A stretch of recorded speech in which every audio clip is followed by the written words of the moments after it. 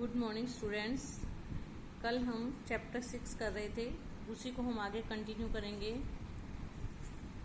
मेरा जूता भी कोई अच्छा नहीं है, यूं ऊपर से अच्छा दिखता है।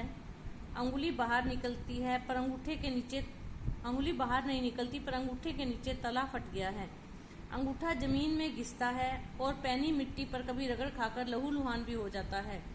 पूरा तला गिर जाएगा, पूरा पंजा छिल जाएगा, मगर अंगुली बाहर नहीं दिखेगी। तुम्हारी अंगुली दिखती है पर पांव सुरक्षित है। मेरी अंगुली ढकी है पर पंजा नीचे घिस रहा है। तुम पर्दे का महत्व ही नहीं जानते, हम पर्दे पर कुर्बान हो रहे हैं। ये एक लाइन में लेखक ने सारे चैप्टर का सार दे दिया। तुम पर्दे का महत्व ही नहीं जानते, हम पर्दे पर कुर्बान हो रहे हैं। पर्दा मतलब छिपाना, किसी भी चीज को ढकना।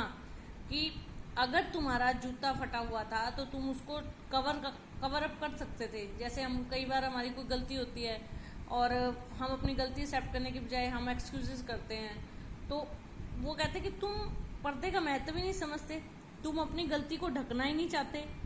लोग दिखावा करने के लिए, झूठी शान शौकत दिखाने के लिए कितना कुछ करते हैं। अगर तुम्हें फोटो ही खिंचवानी थी तो तुम अपना जूता धोती के नीचे छिपा सकते थे। अर्थात तुम अपनी कमियों को छिपाना नहीं जानते, तुम अपनी कमियों को स्वीकार करते हो, उनको सबके सामने लेकर आते हो। और ये कोई एक विरला व्यक्ति ही कर सकता है। हर कोई, किसी में इतनी हिम्मत नहीं होती कि वो अपनी कमी को एक्सेप्ट कर सके।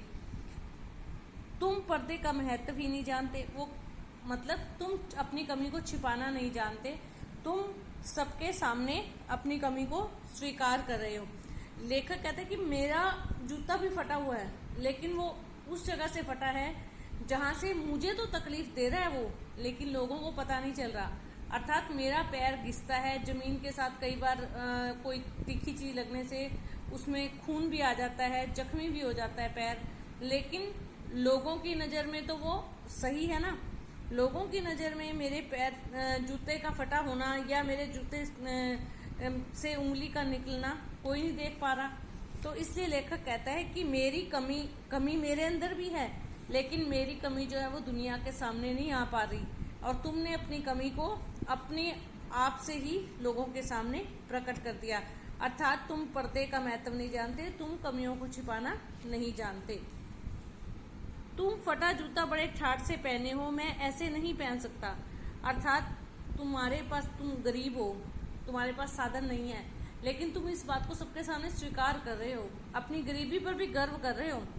ये नहीं कि उसकी वजह से तुम शर्मिंदा हो कि मेरा जूता फटा हुआ है।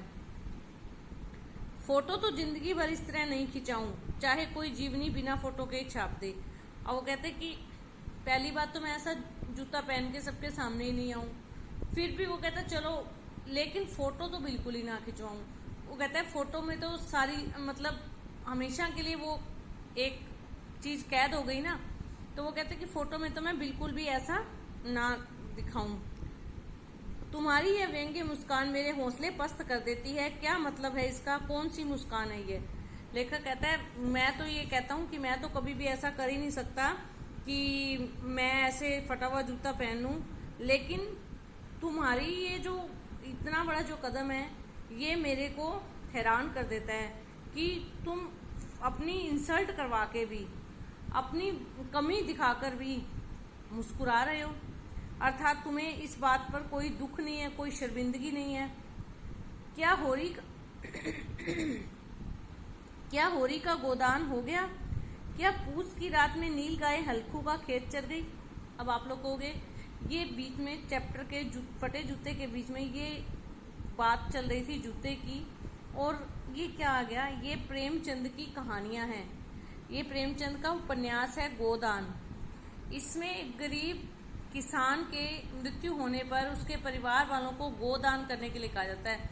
गोदान होता है गाय का दान करना। पंडित को एक गाय दान में दी जाती है, जो कि उस गाय को खरीदा जाता है ना, वो सारी कॉस्ट उस परिवार को लेनी पड़ती है, और वो फिर ब्राह्मण को फ्री में दी जाती है।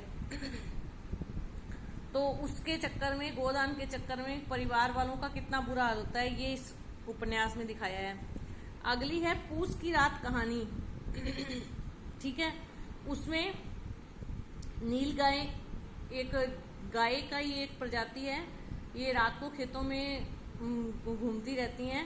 तो सर्दियों के दिन होते हैं, हल्कू जो एक व्यक्ति है वो अपने खेत में पहरेदारी कर रहा है, लेकिन ठंड इतनी ज़्यादा थी, उसके पास ठंड से बचने का कोई साधन नहीं था।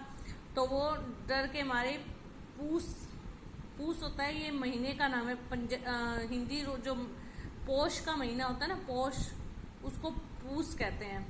पोष की रात मतलब पोष महीने का बहुत ठंडी वो रात थी, और वो आग जलाकर अपने खेत में बैठा था खेत की रखवाली के लिए। लेकिन इतनी ज़्यादा ठंड थी, उसको आवाज़ भी आ रही थी कि खेत में नील गाय उसकी फसल खा रही है, लेकिन उस ठंड ने उसको इतनी हिम्मत नहीं दी, उसकी हिम्मत ही नहीं हुई कि वो उठकर उन गायों को भगा दे। वो जो आग के पास बैठा था ना, वो आग ही उसको जिंदा रखे हुए थी, बचाए हुए थी, तो वो उस आग के पास से नहीं हटा। क्या सुजान भगत का लड़का मर गया क्योंकि डॉक्टर क्लब छोड़कर नहीं जा सकते? क्योंकि ये भी एक उनका उपन्यास है, सेवाश्रम। नहीं, मुझे लगता है माधव औरत के कफन के चंदे की शराब पी गया, वही मुस्कान मालूम होती है। ये इनकी कहानी है कफन। इसमें एक व्यक्ति की पत्नी मर जाती है, मजदूर होता है, वो गरीब होता है, उसके पास उसके कफन के लिए और अंतिम क्रिया के लिए भी पैसे नहीं होते।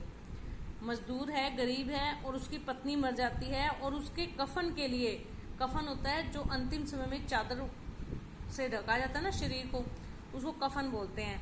अब उसके पास कफन के लिए, अंतिम क्रिया के लिए पैसे नहीं हैं, तो गांव के लोग उस पर दया करके कुछ पैसे इकट्ठे करके देते हैं, और वो व्यक्ति क्या करता है, वो शराब पीने का उसकी लत होती है बहुत ज़्यादा।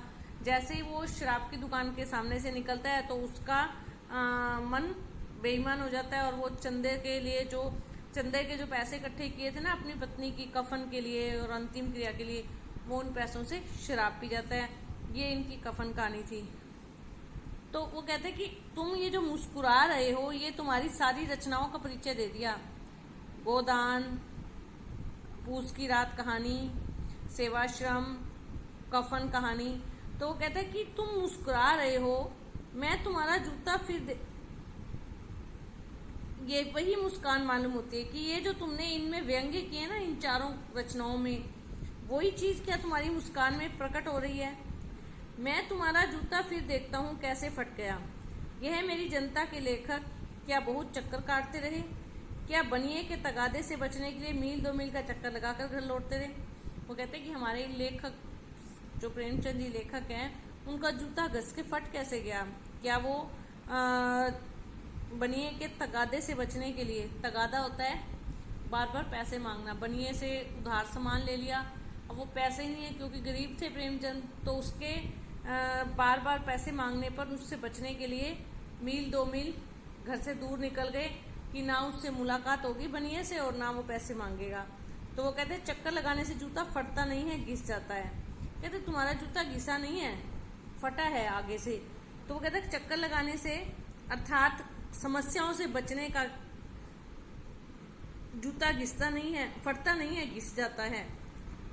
कुंभन दास का जूता भी फतेहपुर सीकरी आने जाने से घिस गया था, उसे बड़ा पछतावा हुआ। उसने कहा आवत जात पनैया घिस गई बिसर गयो हरि नाम।